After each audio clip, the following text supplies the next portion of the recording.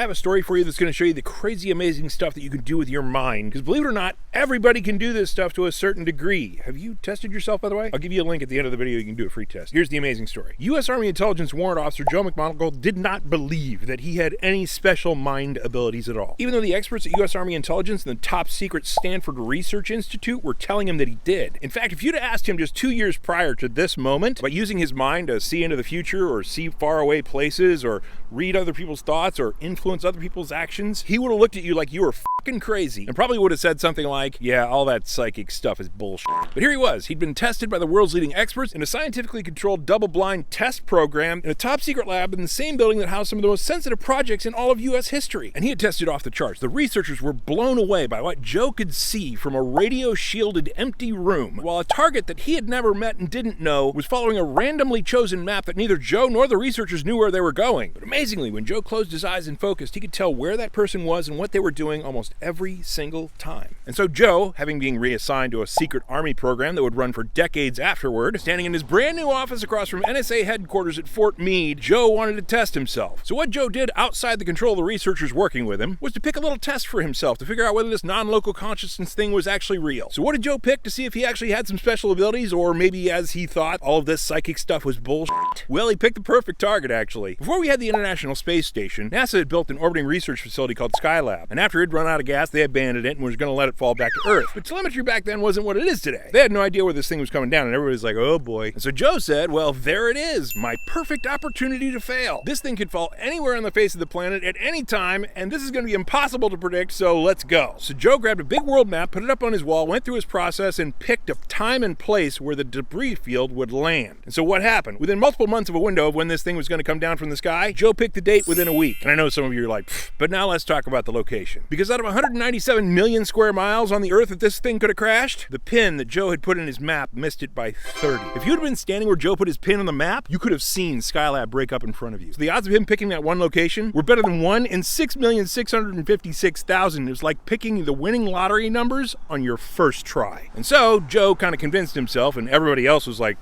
and so he started a decades-long career as a psychic spy for United States intelligence. For decades, he provided actionable intelligence to special operations forces and provided intelligence information for the President, the Joint Chiefs of Staff, the CIA, the DIA, the NSA, and a few agencies that are so secret you still don't know that they exist. For which, after his career, Joe was awarded the Legion of Merit, which is the second highest neck ribbon to the Congressional Medal of Honor. Now here's the thing, Joe's still alive and he teaches this stuff, and he says almost anybody can do it. You just gotta practice. And if you want to test yourself on this ability, I'll leave the links in the top pinned comment. We're about to pass 700,000 here, but we're just getting started, so do all the button things. More cool stuff coming up. Peace.